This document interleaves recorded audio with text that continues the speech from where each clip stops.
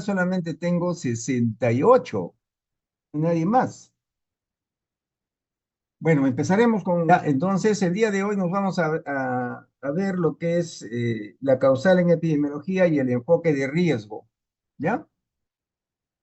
Estos son los objetivos, es conocer el concepto de epidemiología, que ya lo conocemos, ¿no? Pero acá vamos a ver la parte clínica y las aplicaciones, valorar la importancia de la variabilidad en la clínica y conocer sus fuentes, calcular e interpretar las principales medidas de concordancia y calcular e interpretar los criterios de validez interna, ¿no? Donde vamos a ver el riesgo relativo, atribuible y el porcentaje de riesgo atribuible. Esos son los objetivos para la clase del día de hoy. No, esta es una enfermedad que se ha producido pues en Europa el 5 de marzo del 2024, ¿ya? La citacosis.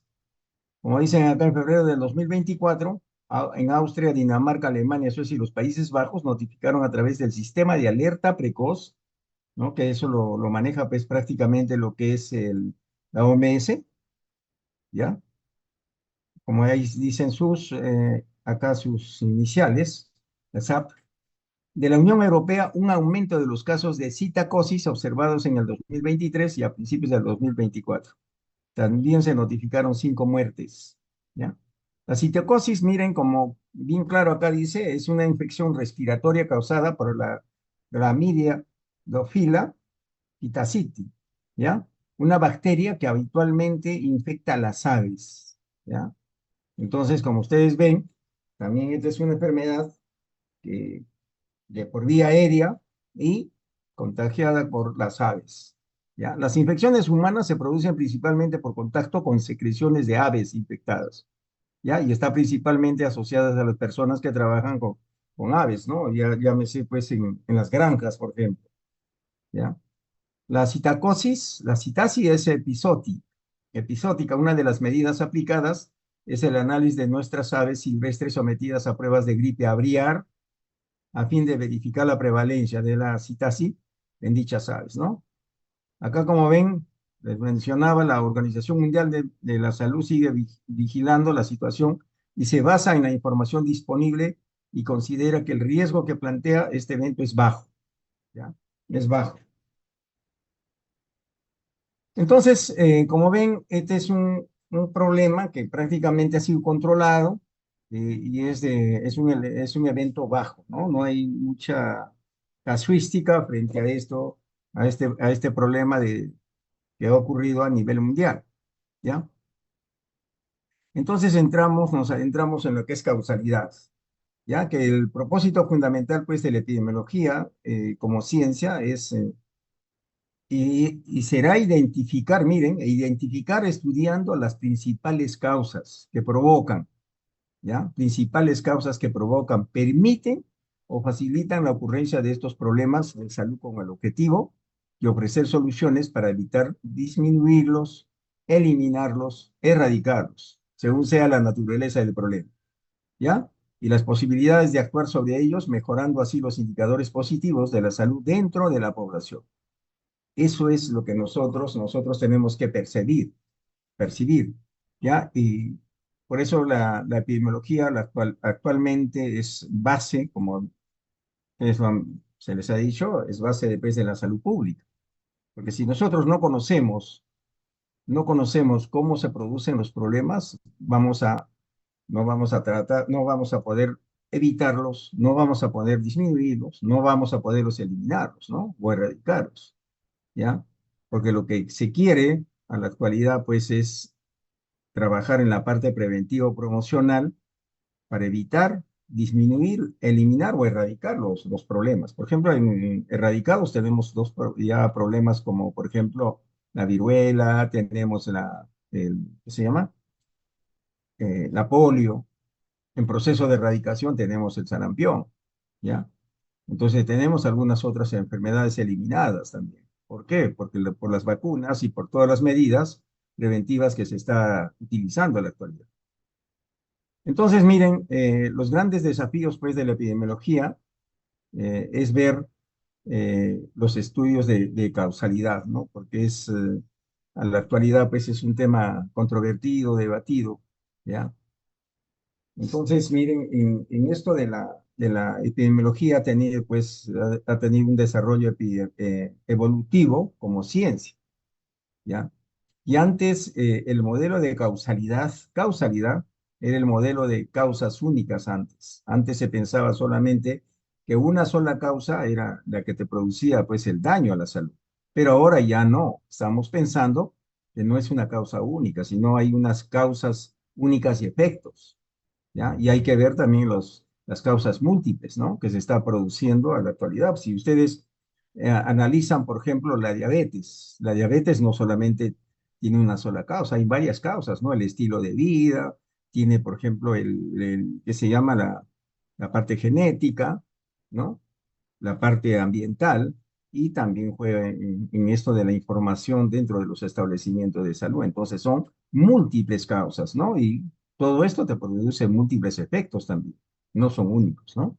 Entonces ambos modelos acá, antes, ¿no? Como decían, el unicausal y el de múltiples factores, ¿ya? Se han estudiado, ¿ya? Entonces, lo que se quiere acá nosotros principalmente es ver cómo se transmiten las enfermedades y ver las principales causas de morbilidad y mortalidad en el mundo. Hasta que el descubrimiento, pues, es que ha habido, pues, los antibióticos, ¿no? Entonces, ya los antibióticos ha habido, y la aparición de las vacunas que actualmente se está aplicando, pues, a la población sana, ¿no es cierto? Ya, porque las vacunas no se aplican a las personas enfermas, sino a sanos.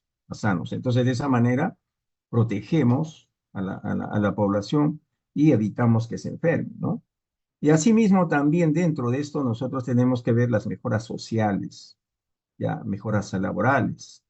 Anteriormente, si ustedes se dan cuenta cómo trabajaban los albañiles, cómo trabajaban, pues, por ejemplo, los electricistas, nosotros mismos en salud, cómo trabajábamos, ¿no? Desprotegidos.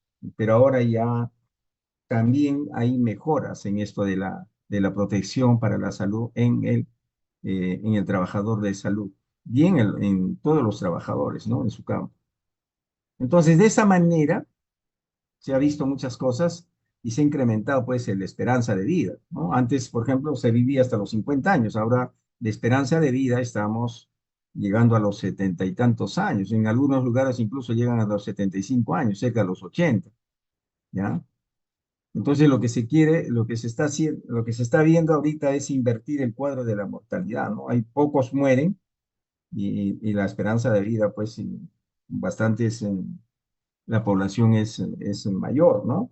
Ahora, no es solamente es por los nacimientos, porque la esperanza, porque la tasa de fecundidad, ahorita estamos en 2,2 y anteriormente estaba en 4,2, ¿no? Entonces, lo que ha incrementado la población a la actualidad es la esperanza de vida, ¿ya? Que es un factor principal, y otro es, pues, que se llama todos los tratamientos que se viene haciendo, ¿no? Trabajando en esto de lo preventivo promocional, ¿ya? De eso prácticamente nos vamos a ocupar en cuanto a la epidemiología clínica, ¿no? Como ciencia, ¿ya? Entonces, miren, la causalidad, siempre el hombre ha estado buscando constantemente la verdad, ¿no? Que le permite explicar, pues, la presencia del porqué de los eventos adversos en el mundo que lo rodea y en especial de la salud. Así es, siempre hemos estado pendientes viendo por qué se produce esta enfermedad, ¿no? Entonces, vemos qué cosa es una causa primero. Es un factor o característica que influye en la ocurrencia de una enfermedad, ¿no? Algo que provoca una consecuencia y efecto. El mecanismo, vamos a ver la etiología, ¿no? O factores de riesgo, cómo se produce la enfermedad, ¿ya? Y para que exista una causa en sentido epidemiológico, debe existir una asociación, ¿ya? Debe así existir una asociación. Por ejemplo, si vemos una persona que no se alimenta y que está en constante relación con una persona con tuberculosis, entonces va a haber una asociación fuerte, ¿ya? Entonces, eso es lo que nosotros tenemos que ver en la causalidad, ¿ya? Y ahí tenemos, miren, la causa viene a ser un factor muy importante para la medicina especial, ¿no? Especialmente para nosotros como médicos. Y ver tres aspectos clínicos, por ejemplo, la prevención, ¿no? El diagnóstico y el tratamiento. ¿Ya? Esos son tres aspectos importantes clínicos que nosotros tenemos que tener en cuenta para el manejo de los pacientes, ¿ya? Y manejo, pues, en epidemiología, ¿ya? Entonces, la causa en epidemiología es, para que exista relación y asociación causal, es indispensable la presencia, miren, ¿de qué? Que existe entre ambos secuencia cronológica en el tiempo. O sea, que cronológica quiere decir de acuerdo al tiempo, ¿no? Si hoy día comencé con esto, al día siguiente como estoy yendo, ¿no? Esa es la secuencia cronológica. Que se establezca una relación entre la magnitud de la dosis y el efecto a producir, ¿ya? Entonces, cuánto yo, qué se llama, en mi estilo de vida estoy haciendo, ¿no? Para producir la enfermedad, ¿no? Que se demuestre la fuerza de asociación, que la asociación causal sea sensible y coherente con los conocimientos existentes, ¿no? Viene a ser lo indispensable para que se produzca, pues, esta causa en epidemiología. ¿Y cuáles son las características? Fíjense, la temporalidad viene a ser el tiempo, la causa siempre precede al efecto, ¿no? La dirección, la relación va directamente de la causa al efecto. Y la asociación se entiende como cuantificación de la constancia de la relación, ¿ya? Entonces, miren, estos son los criterios. Como ya hemos visto, la temporalidad, causa precede al efecto, la intensidad o fuerza de magnitud es el riesgo relativo, amplio, ¿ya? La magnitud o fuerza con la que dos fenómenos se presentan juntos puede servir de ayuda para valorar su relación causal, ¿ya? Y la dosis respuesta, ¿no? Las exposiciones mayores a la causa se asocian con mayores tasas de enfermedad, así es, ¿ya?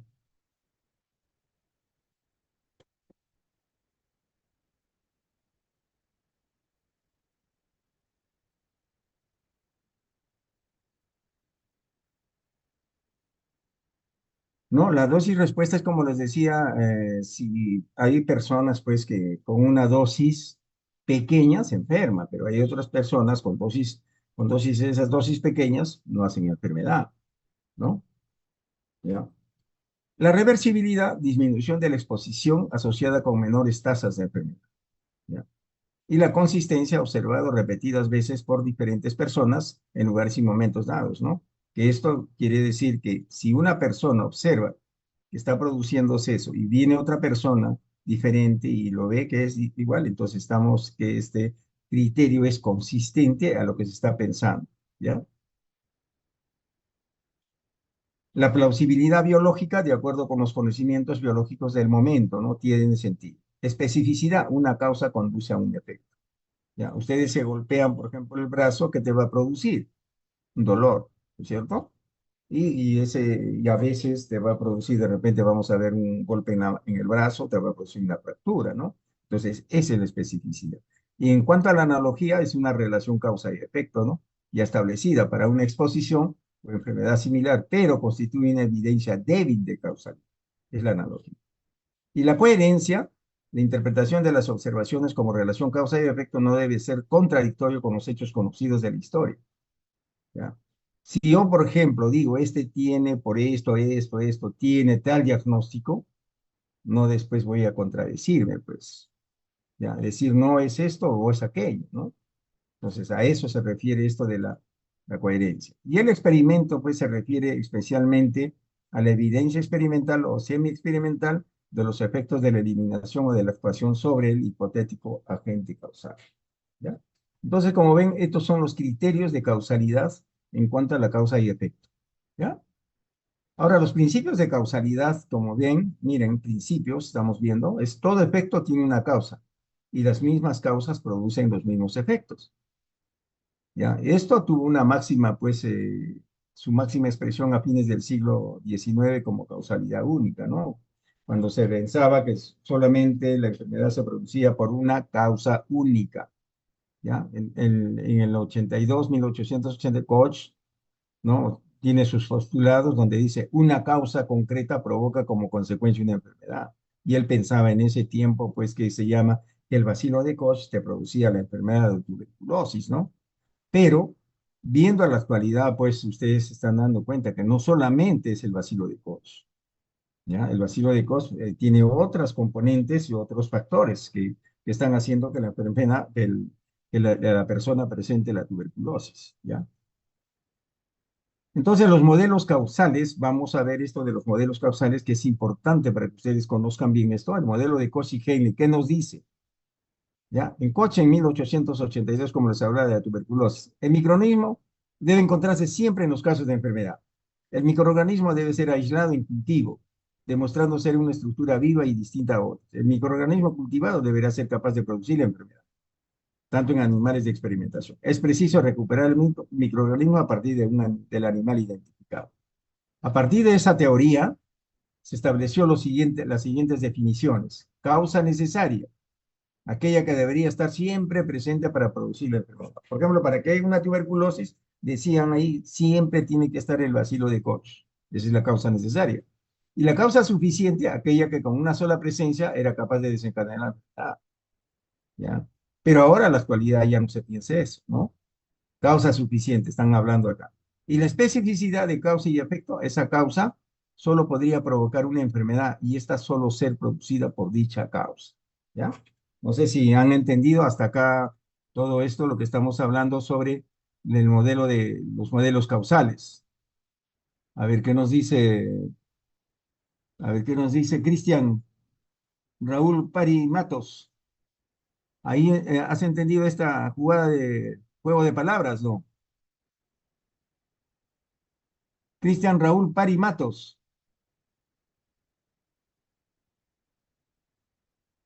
Señor Robles,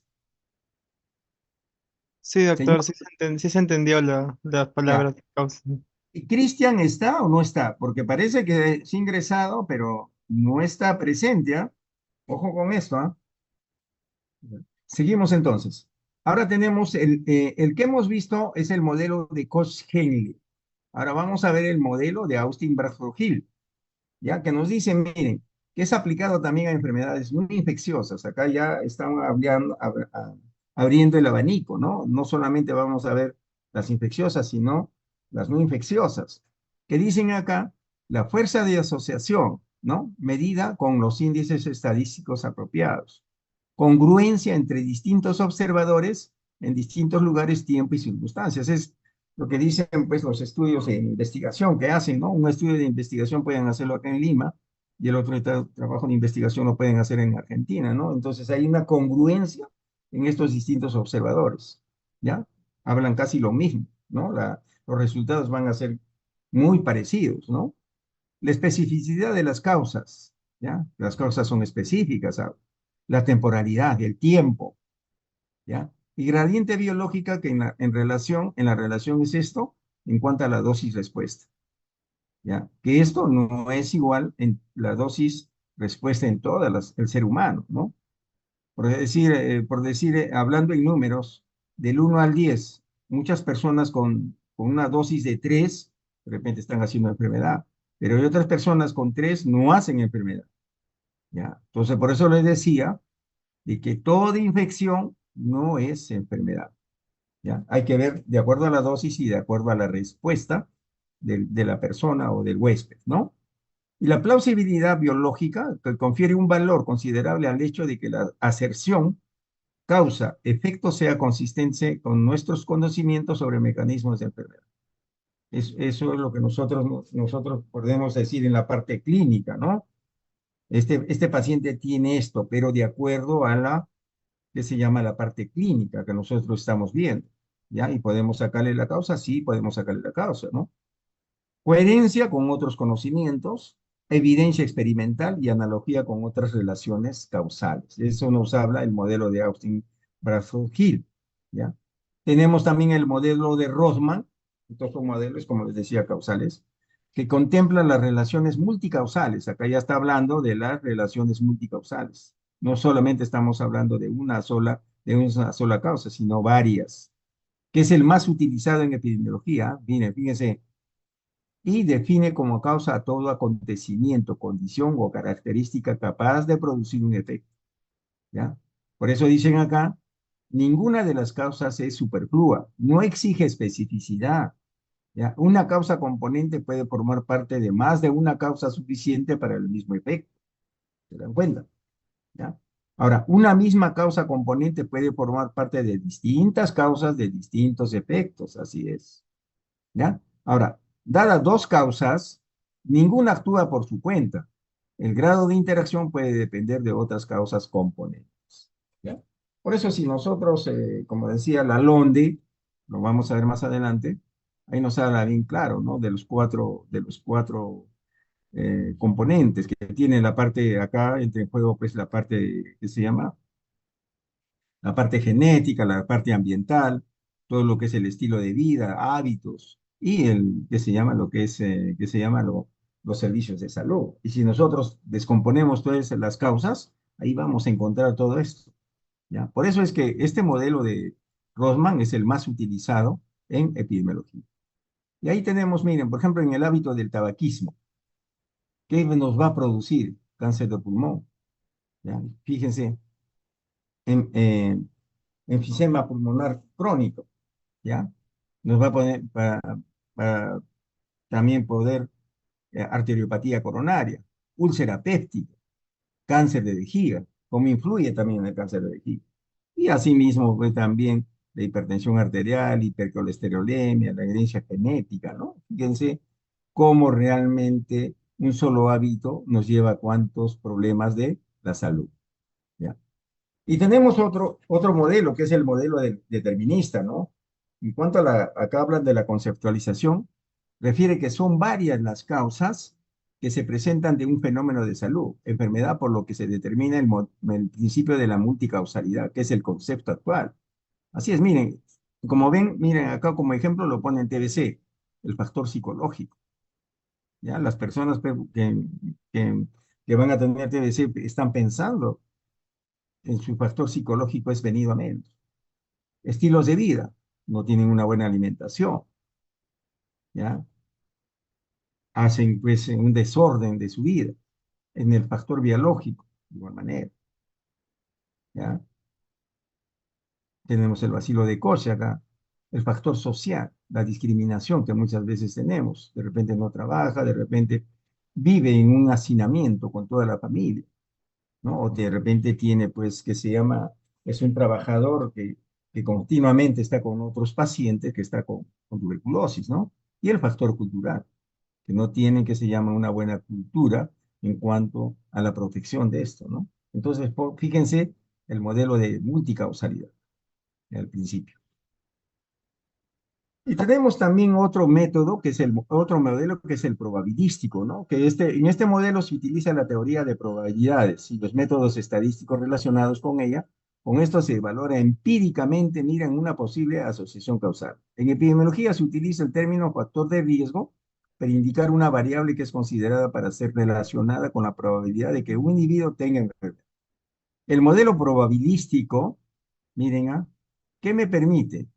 Observar la frecuencia de la enfermedad para cada categoría del factor y ajustar los datos a un modelo matemático que trate la frecuencia de la enfermedad, es la tasa, como una función del factor continuo. Esto significa que podemos describir el efecto dosis-respuesta en el que los diferentes factores de riesgo estudiados son relacionados con la probabilidad de desarrollar la enfermedad. Así es. Por ejemplo, en TBC yo les digo, ¿no? Uno puede estar infectado, ya estamos hablando de la dosis, está infectado, pero la respuesta pues del organismo hace de que no se produzca la enfermedad inmediatamente, pero va pasando el tiempo que de repente comenzamos a hacer un desbarajuste en cuanto a nuestra alimentación, no dormimos bien, tomamos, bebemos licor, fumamos, entonces ahí viene, como dicen, podemos describir el efecto dosis-respuesta, ¿ya? Entonces, eso es lo que tenemos que tener en cuenta todo esto, ¿ya? Tenemos la inferencia causal, ¿ya? La inferencia causal en epidemiología viene a ser el lógico desarrollo de una teoría, ¿no? Basado en lo que observamos, en los argumentos que atribuyen la presencia o la asociación de una enfermedad a uno o más factores de riesgo. Así es. Porque nosotros no podemos atribuir pues solamente por ejemplo, la diabetes. ¿A qué cosa? No, mala alimentación. ¿Pero mala alimentación será todo? No. Si no hay otras cosas, hay otros factores. Inclusive ahorita, por ejemplo, en esto del dengue, decimos, no, el dengue, ya, decimos de frente, decimos ya, el agente causal es el virus del dengue, pero hay otros factores que hacen que se presenten todas estas cosas, ¿no? Ahora, para comprender las derivaciones del uso del término asociación causal, es necesario describir algunas de las maneras en las que pueden relacionarse las categorías, ¿ya? En su relación recíproca. Dos categorías pueden ser, miren, no asociadas, son independientes, asociadas estadísticamente o causalmente, ¿no? Podemos decir que existe una asociación cuando la proporción de individuos que presentan ambas categorías de circunstancias es significativamente más alta o baja que la proporción que se predice. Así tenemos en cuenta la presentación simultánea de las frecuencias separadas de ambas categorías, ¿no? Esa es la, en cuanto a la inferencia causal. Y otros modelos, ¿no? Modelos causales tenemos el modelo de maraña o red, que es un modelo clásico que acomoda en forma secuencial pues las causas lejanas y proximales de la enfermedad, ¿no? Ahí un ejemplo tenemos la parte socioeconómica, la educación y ocupación, social, el estilo de vida, tabaco, ¿no? Para ver el cáncer pulmonar, ¿no? Y los factores de riesgo, tenemos la edad, el sexo, el periodo, ¿no? Y tenemos en el cáncer pulmonar el factor agudos, ¿ya? Entonces son situaciones que nosotros, que son otros modelos, ¿no? Por eso todo esto en cuenta, tenemos que tomar en cuenta para nosotros hacer un buen diagnóstico y un buen tratamiento. Porque mientras no tomemos en cuenta todo lo que estamos viendo ahorita, de cada modelo podemos sacar algo importante, ¿no? Pero el más utilizado, como les he vuelto a mencionar en epidemiología, es el de Rothman, ¿no? Que él quizás, y el de multicausalidad, ¿no? Donde nos hacen ver que hay múltiples causas para que se produzca una enfermedad, ¿ya? Entonces, los usos en epidemiología, como les decía, miren la causalidad. Hay factores genéticos, ¿no? Para que haya una buena salud. Si hay una buena salud, esto tenemos que también tenerlo controlado. Y la mala salud es cuando hay factores genéticos, hay factores ambientales, ¿no? Para una mala salud, ¿no? Ahora, en la historia natural, la buena salud, ¿no?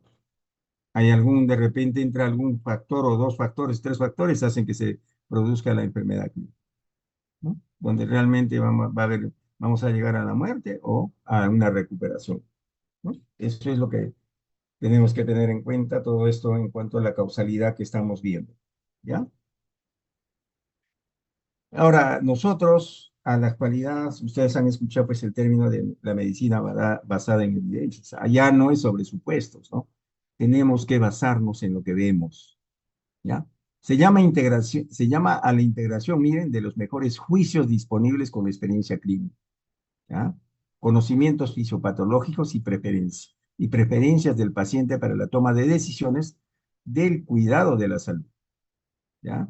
Las evidencias obtenidas deben integrarse en decisiones acerca del tratamiento de la enfermedad, ¿ya?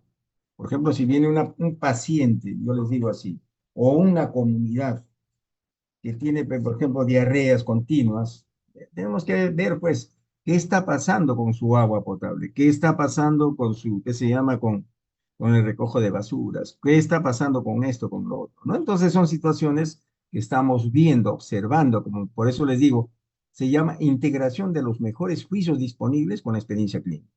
Si viene un paciente, ¿no? Que de repente lo examinamos, decimos tiene dolor abdominal, pero hay que ver, para eso nos enseñan los signos y síntomas, ¿no?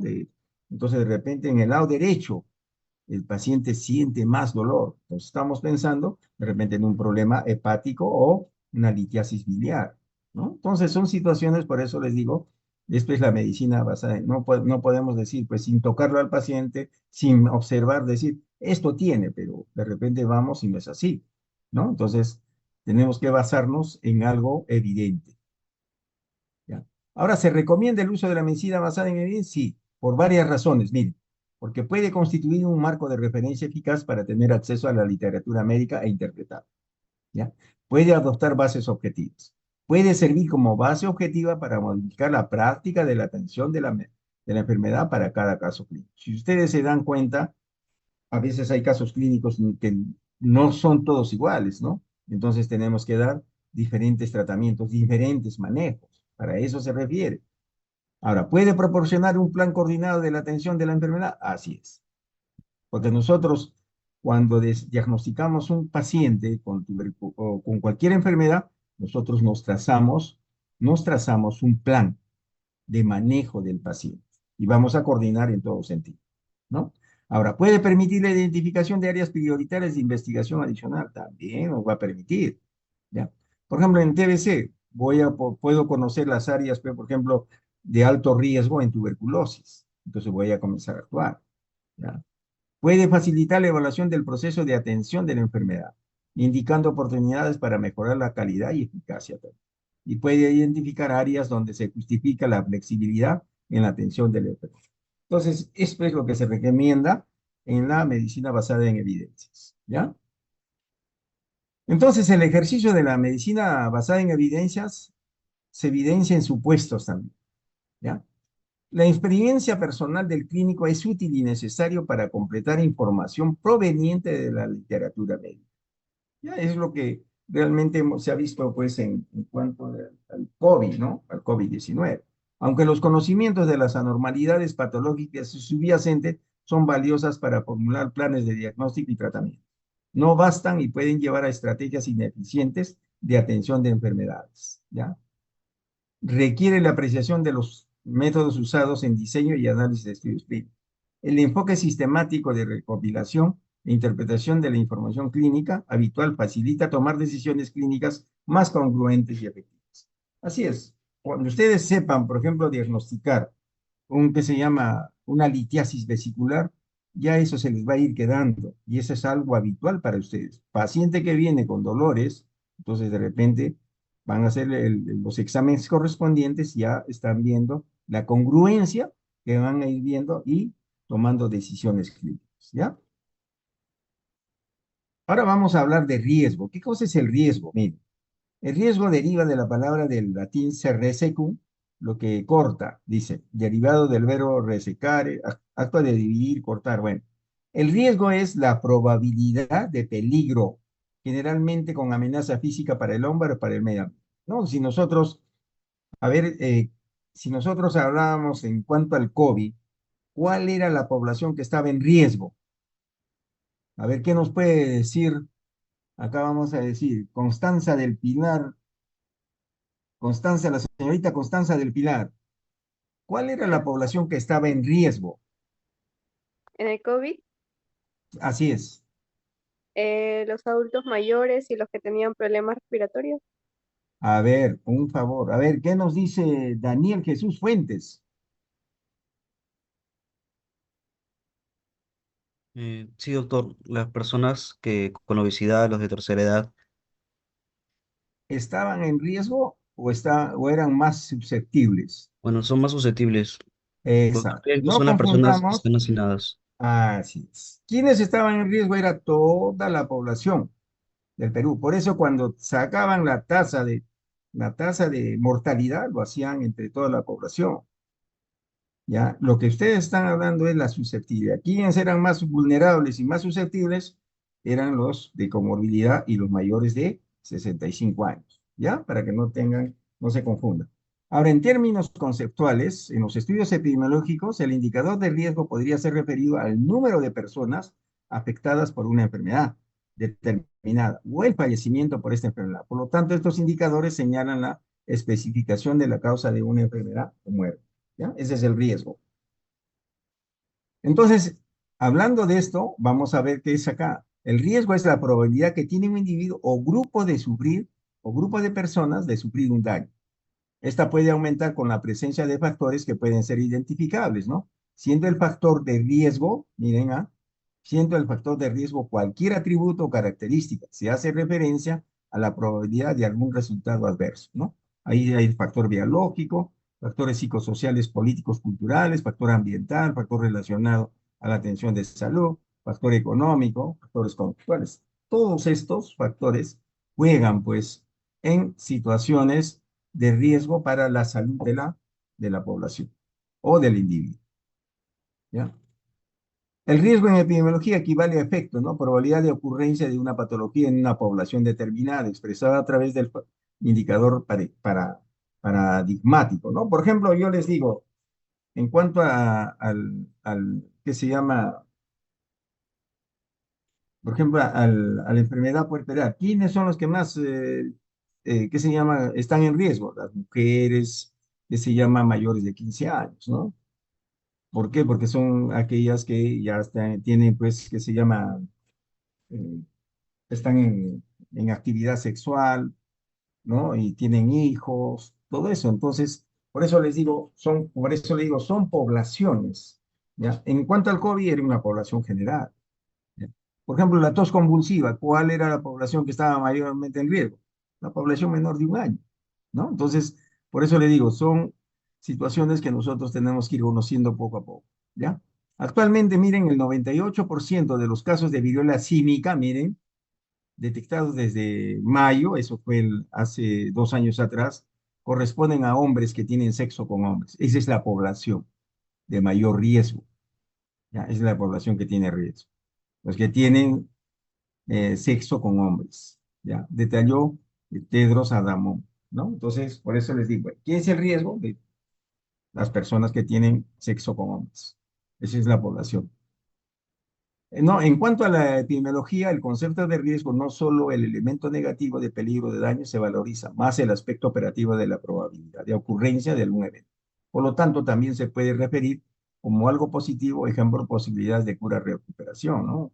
Por ejemplo, los niños que son vacunados, entonces estamos hablando de niños que se llama que están protegidos, ¿no? Esos son pues algo positivo, ¿ya? En cuanto al riesgo en epidemiología, que es igual a la probabilidad en matemáticas, ¿no? El riesgo, miren, nuevamente, para que se den cuenta, es la probabilidad de ocurrencia de una enfermedad, agravio, muerte o condición relacionada a la salud, incluyendo cura, recuperación o mejora en una población o grupo durante un periodo determinado.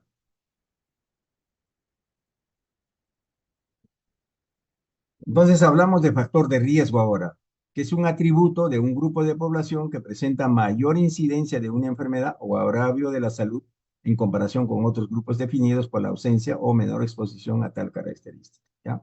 Por ejemplo, en esto del dengue, ¿dónde lo tenemos mayormente, no? ¿Cuál es la población que mayormente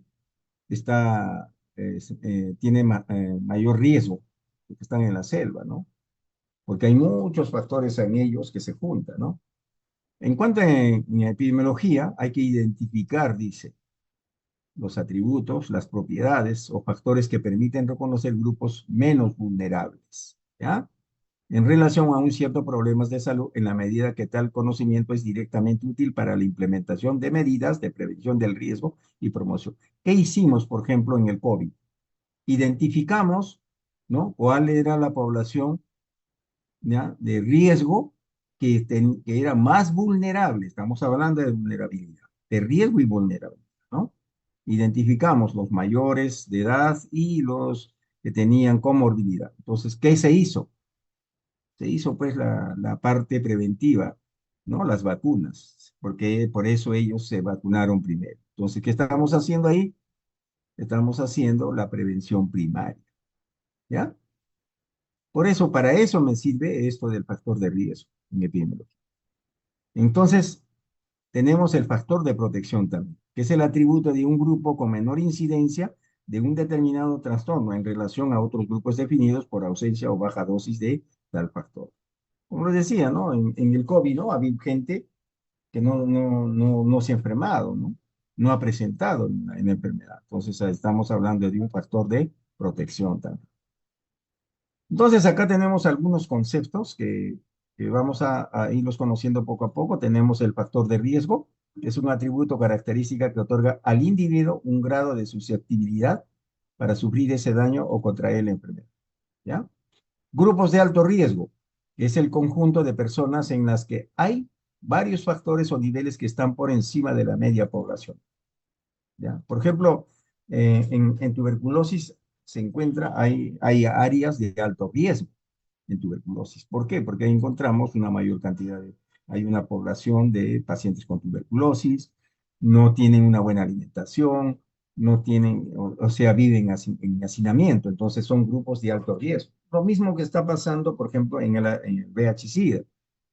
¿Cuál es la población de alto riesgo ahí? Tenemos a los que se llama, a los que tienen, a los hombres que tienen sexo con hombres, ¿no? Entonces, esos son los grupos de alto riesgo que estamos viendo, ¿no? Y el enfoque de riesgo es el método que se emplea para medir la necesidad de atención por parte de grupos específicos determinando las prioridades de salud, en especial la organización de los servicios de salud, de acuerdo a la problemática según su estudio situacional. ¿Ya? ¿Ya? Mejorando la atención a la población vulnerable, ¿no? Que eso es lo que se ha hecho, por ejemplo, en eso del COVID también. ¿Ya? Actualmente se hace también eso en la atención de los servicios.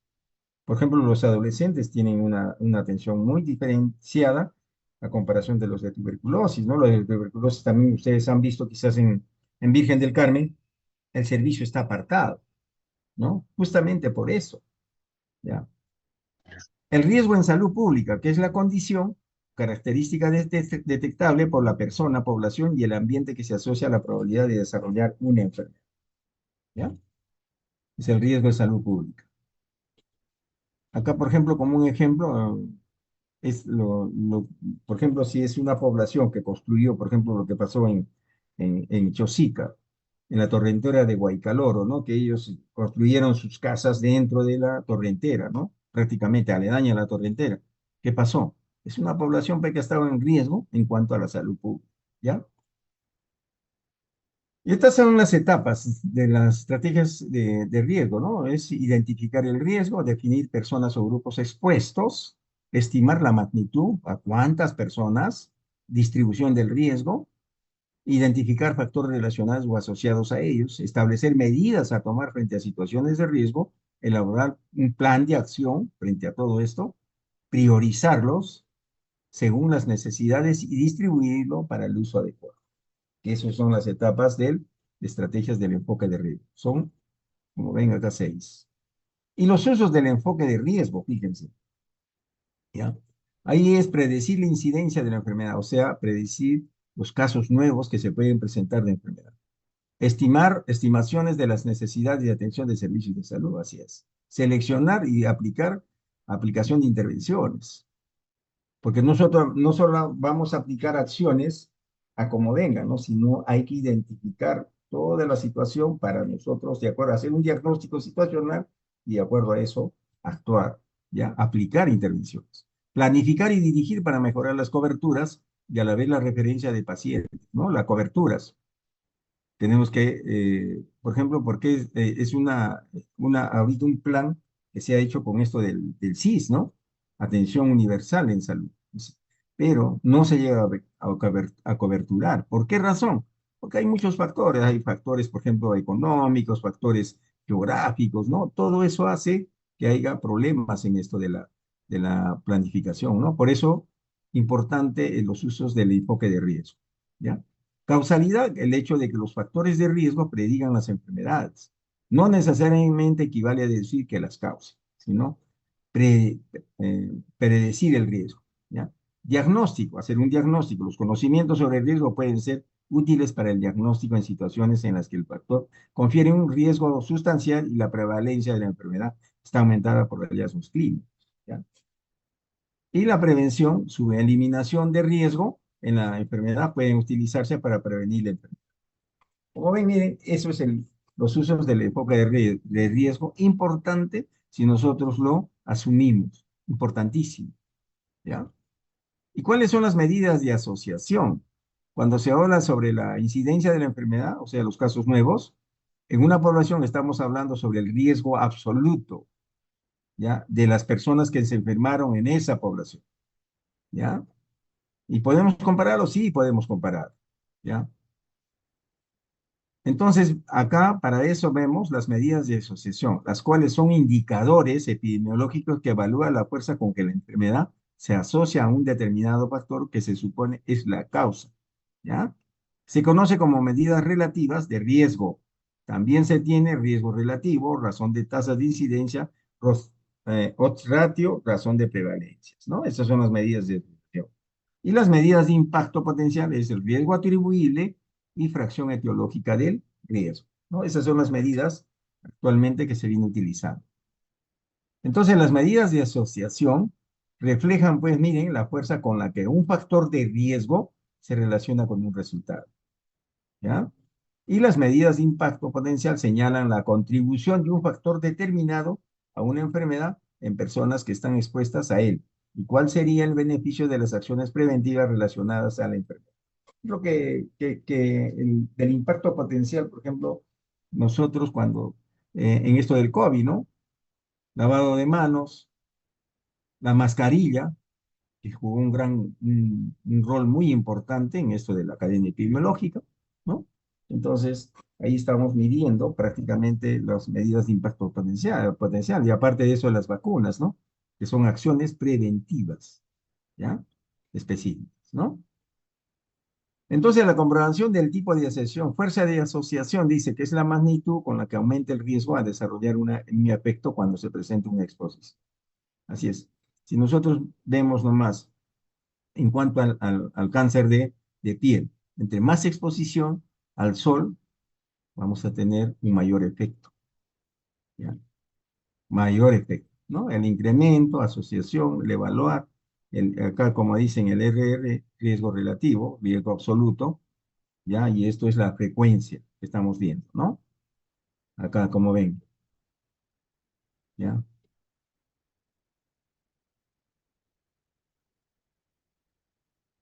Y ahí tenemos las medidas de riesgo absoluto, miren, ya que es el sinónimo de incidencia.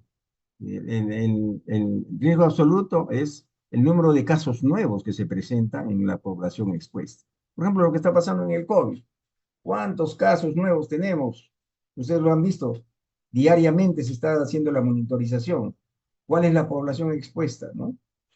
¿Ya? Entonces, esa es la incidencia. ¿Ya?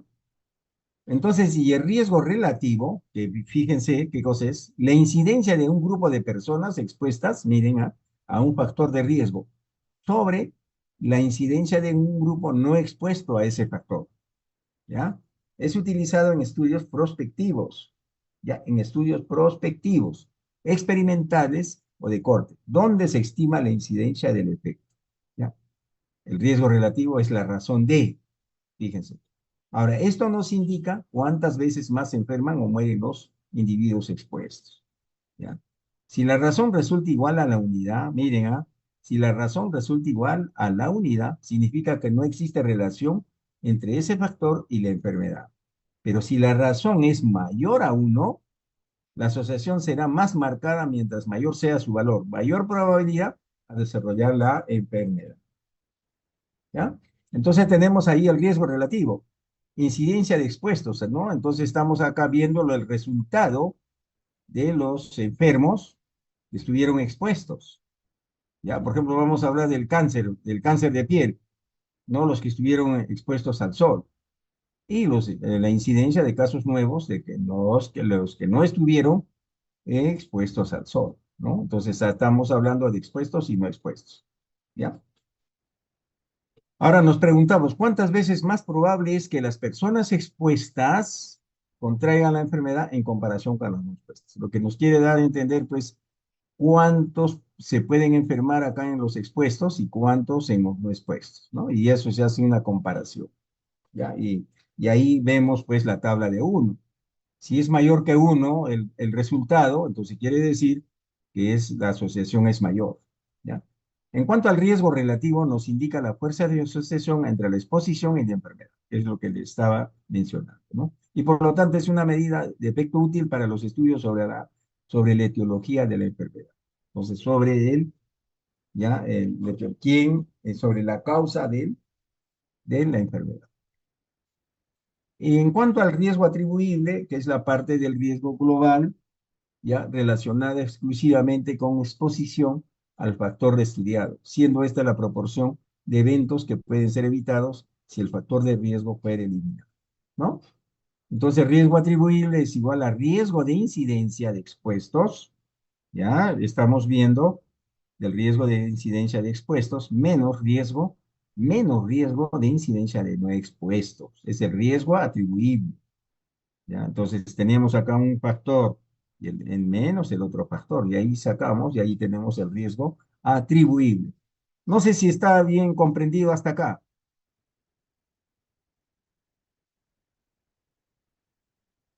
A ver, ¿qué nos dice César Saulo Bellido Ramos?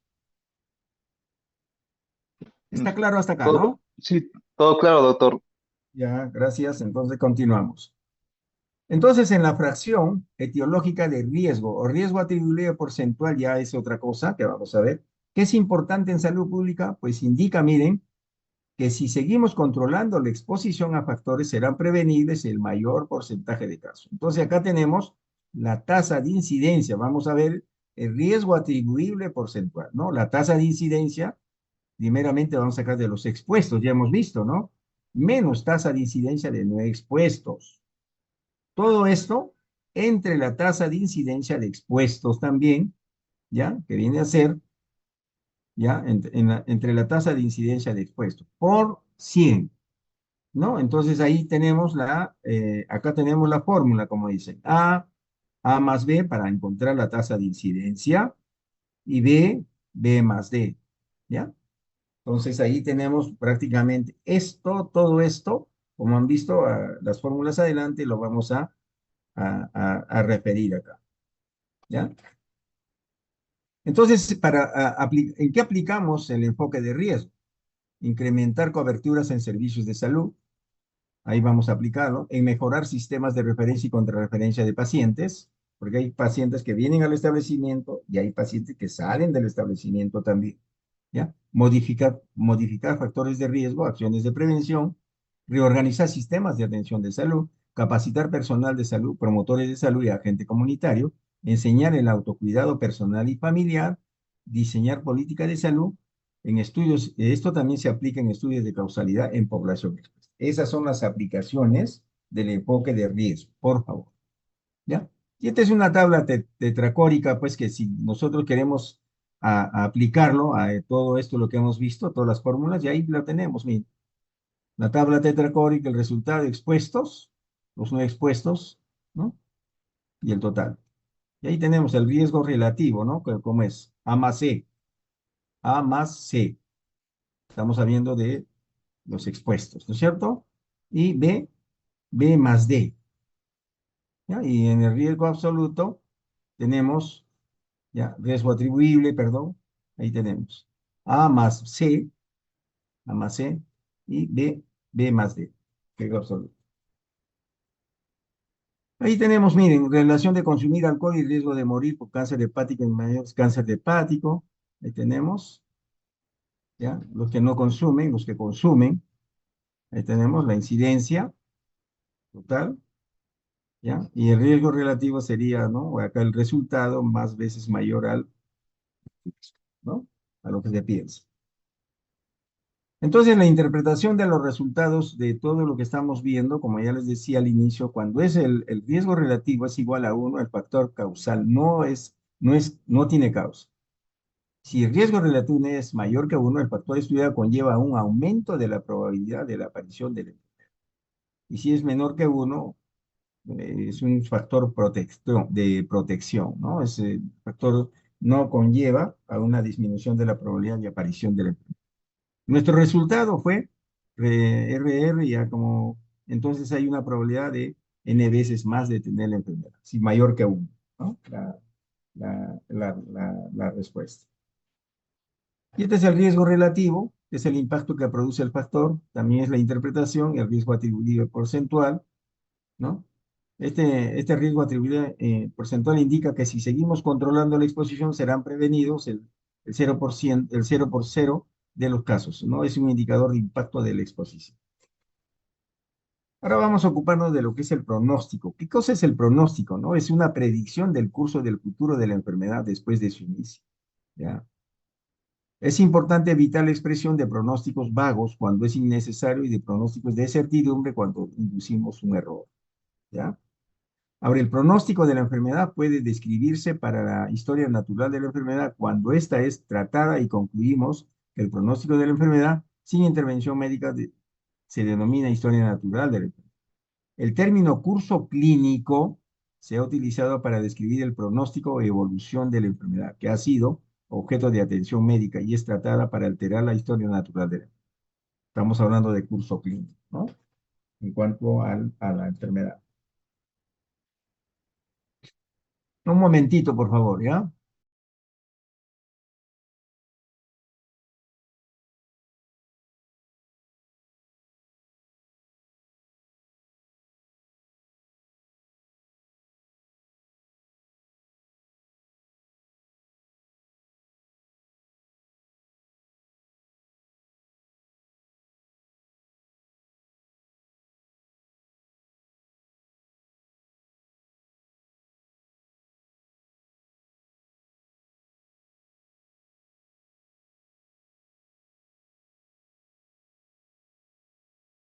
a Hipócrates, haciendo un poco de historia, el mérito de haber sido el primer médico que trató de una forma detallada y profundo el pronóstico de los enfermos que atendía, ¿no?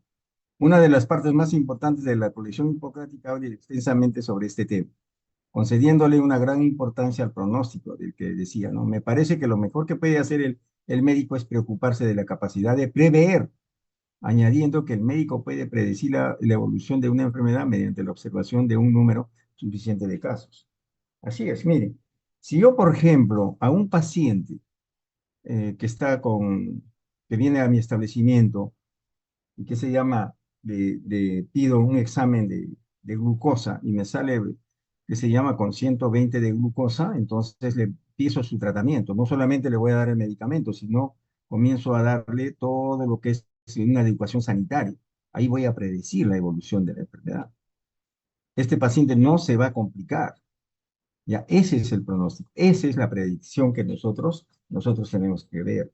Mientras más, mientras el tratamiento, el diagnóstico lo hagamos, que se llama en forma oportuna, el pronóstico y la evolución de la enfermedad va a ser, pues, que se llama favorable, ¿ya?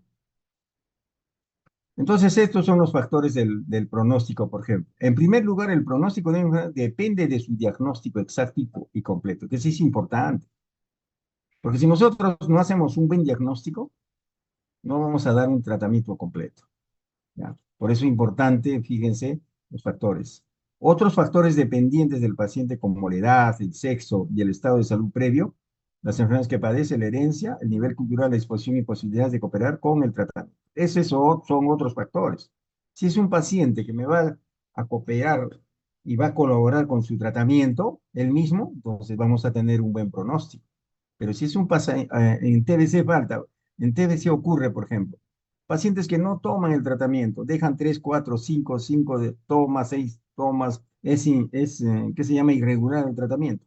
Al final puede fracasar el tratamiento de este paciente y el pronóstico no va a ser bueno, ¿no es cierto? Entonces, de esa manera es el comportamiento de estos factores. Hay que tener en cuenta también la multimorbilidad previa. Si los pacientes son muy ancianos, los debilitados, los que no cooperan con el tratamiento, los que tienen una enfermedad crónica previa, y se le agrega una enfermedad aguda, por ejemplo, un diabético con una infección aguda, tienen un pronóstico reservado. Por ejemplo, acá los diabéticos que tienen, por ejemplo, TBC, hay que manejarlos bien, ¿ya? Y el pronóstico muchas veces es reservado, porque a veces es igualito, ¿no? El que tiene tuberculosis y VIH, ¿no? Entonces el pronóstico hay que ver.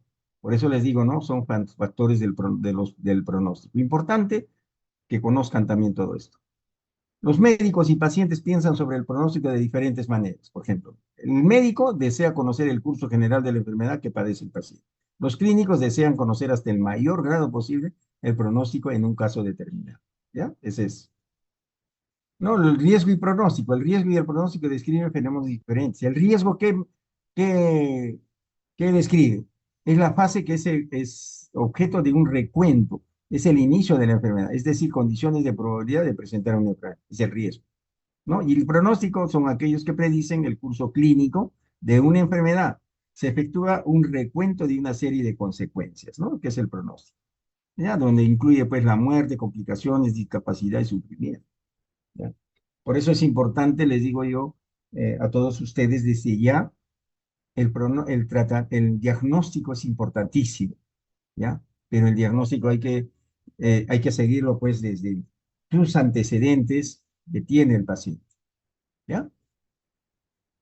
Ahora, el riesgo y el pronóstico en infarto agudo es un ejemplo, por ejemplo. ¿Cuáles son los riesgos? Miren, factores que incrementan la edad del varón, hábito de fumar, hipertensión, el LDL, el HDL, el sedentarismo. Esos son los que están esta es la población en riesgo. Y el pronóstico, miren, factores incrementos de edad, el incremento de la edad también, mujer, hábito de fumar, hipertensión, infarto anterior, insuficiencia cardíaca. Ese es el pronóstico, ¿ya? ¿Y cuál es el resultado al ver todo esto? La muerte, reinfarto y otros, ¿no? ¿Se dan cuenta? Miren, el pronóstico, ¿no? ¿Qué cosa puedo tener yo en el transcurso de la enfermedad? ¿Y cuáles son los factores que me están desencadenando al resultado este, a la muerte, al infarto, a otros, ¿ya? Entonces, la tasa de utilización frecuente para describir el pronóstico es la supervivencia. Miren, ¿ah? ¿Cuáles son las tasas que estamos empleando para ver el pronóstico? Supervivencia a los 5 años, que es un porcentaje de pacientes que sobreviven 5 años desde algún incurso de su enfermedad. Por ejemplo, tuvieron un cáncer, ¿no? Y de repente, pues, se sanaron, dice, pasa 5 años, ya, entonces es un buen, esa es la supervivencia a los 5 años. La mortalidad, porcentaje de pacientes con una enfermedad que fallecen a causa de esto. Y la respuesta, porcentaje de pacientes que manifiesta algún signo de mejoría durante intervención. La remisión, cuando ya prácticamente se cura la persona, ¿no? Y la recidiva, porcentaje de pacientes en los que la enfermedad reaparece después de un intervalo libre de enfermedad. ¿Ya? Entonces, miren, 5 tasas, ya que con frecuencia se utiliza para describir el pronóstico. ¿Y cuáles son las medidas de control? Las medidas de control están brindadas por los servicios de salud, ¿no? Eh, enfatizando lo que es proveer atención a las personas según sus necesidades individuales y las colectivas de la población en su conjunto, ¿no? Primero hay que establecer control de la enfermedad de la persona a través de los servicios de salud y el control de las enfermedades de la población a través de los programas de salud, que son las estrategias sanitarias de la salud, ¿ya? El término control implica pues la acción de un elemento conservado a fin de conseguir su retorno a un nivel esperado, ¿no? Por ejemplo, se enfermó la persona y queremos que llegue a su normalidad. ¿Bien? Y en cuanto a la salud pública, el control es conjunto de medidas, acciones, programas o operaciones continuas y organizadas a reducir la incidencia y la preveniencia de una enfermedad para que no se considere como problema de salud pública. Por ejemplo, si nosotros estamos encontrando muchas parasitosis en este distrito, de repente estamos viendo, pues, ¿qué se llama? Lotes de basura en cada esquina, ¿no? Donde va a haber roedores, donde va a haber de todo, ¿no es cierto? Entonces, hay incremento de parasitosis. ¿Y qué cosa estamos haciendo en la salud pública? Recojo de basura, entonces recogen la basura, ¿no? Entonces vamos a reducir el número de casos que se puedan presentar de parasitosis en esa zona. Estamos hablando de salud, ¿ya?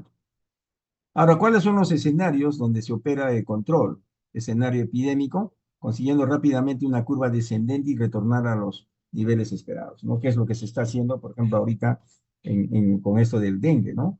Escenario no epidémico, dependiente, pues, del tiempo, ¿ya? Ya, ahí a corto plazo mantener el número observado de casos igual al número de esperado, sea este el nivel endémico o ausencia de casos, ¿no? Lo endémico, por ejemplo, es que siempre vamos a tener 2 o 3 casos o no vamos a tener ningún caso, ¿no?